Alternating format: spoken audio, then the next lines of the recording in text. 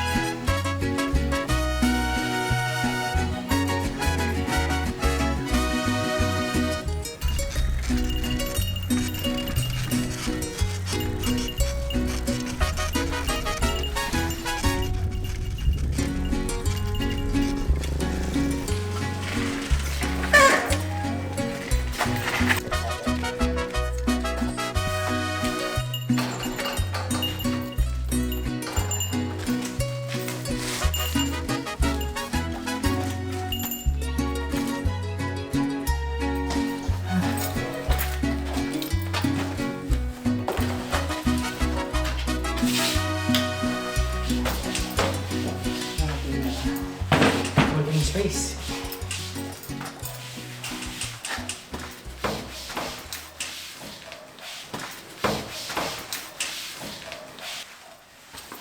Tayo nag-o-office.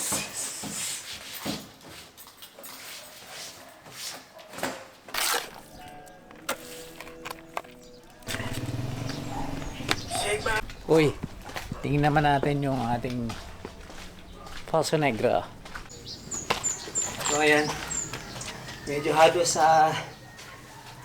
halos patapos na rin tong Poso Negro. Tapos ito pala, kailangan talagang lagyan ng kailangan talagang lagyan ng semento, yung dingding. Dahil may posibilidad na parang maagnas yung hollow block. So may posibilidad na gumuho etong Poso Negro. Tapos yung flooring niya, siyempre ano yan, lupa. Para yung tubig diretso sa pailalim. Masipsip ng tubig sa madilit, sabi. Ayan, parang lumalabas 6 feet.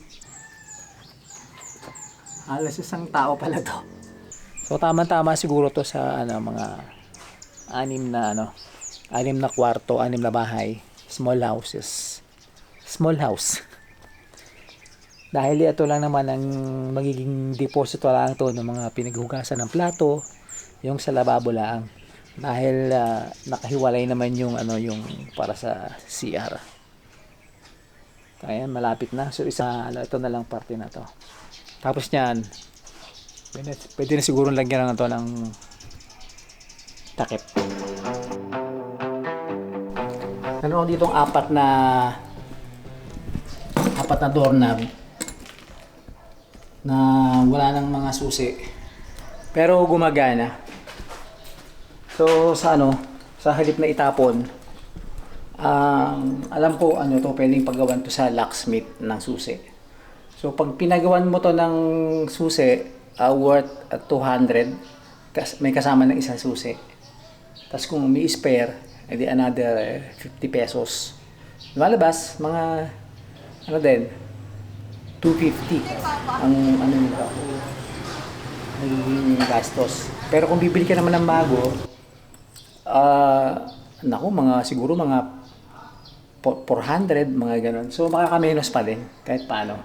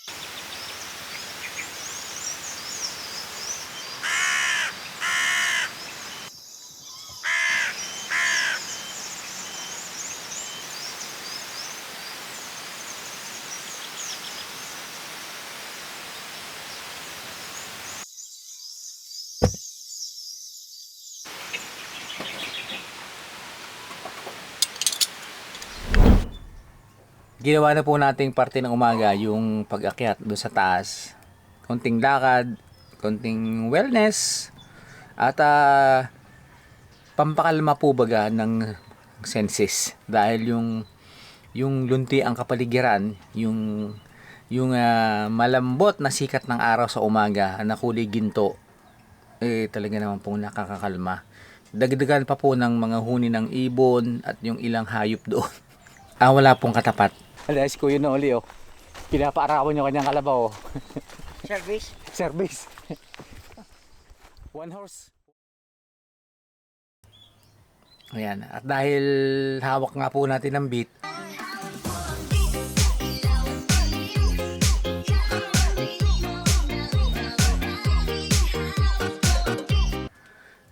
marami na po tayong oras na pwedeng gamitin. Hindi na po gaya ng dati nung nagtatrabaho pa tayo. Talaga pong laging sa umaga pandalas. Nabilis po tayo ng mahabang oras. Although meron po tayo ngayong sapat na pera, pero ang oras po natin ngayon na napakadami. Napakayaman po natin sa oras ngayon. May time na tayo ngayon para magluto ng ampalaya na may itlog, gulay, at makapagluto na rin ng kamote. Tinatry ko yung kung ngayon, dahil nung mga nakarang araw parang pansin ko yung kanin parang medyo may konting bigat, baka kako yun ni sugar spike, problema diabetes. Sabi nga po, try and try until you heal. Ayan. So ayan, bago po tayo magtrabaho, pumunta dun sa ating pagawain, mag morning ritual muna tayo kung ano-anong gagawin natin na hindi nagmamadali. So, cheers!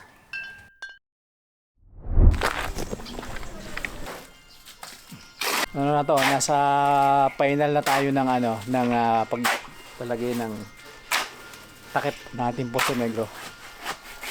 So medyo makapal to. 4 ang kapal.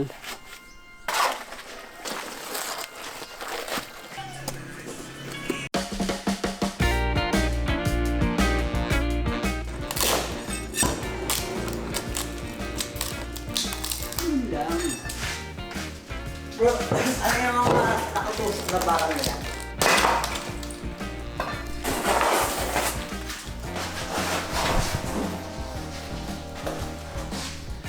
Gagawin na lang ho aring industrial. Ipinturahan na lang to. Tanggal. Ayan. Pag napinturahan to, so okay lang, may design pa. Yan ang magiging system nito. So kita pa ang loob. So hindi pa babahayin ng mga hayop. So konting gawain pa. Tulad ng pintuan. Pintuan ng CR, nilipat lang yung bisagra. Ayan na. Ito. Inaayos ko yung mga inaalay na hambang. So sa halip po ng kahoy ang nilagay, semento, na po nilagay siparling.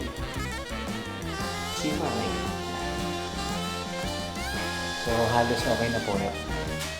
Nalagyan na lang ng mga strainer, pintura, lock, natin yung lock. Lahat ganun.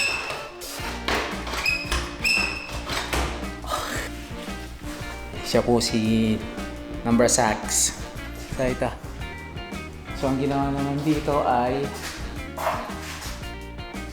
drainage. Dahil yung kabilang bahay po, kabilang lote, ayun ang may mga foreign object na nakalagot sa kanya.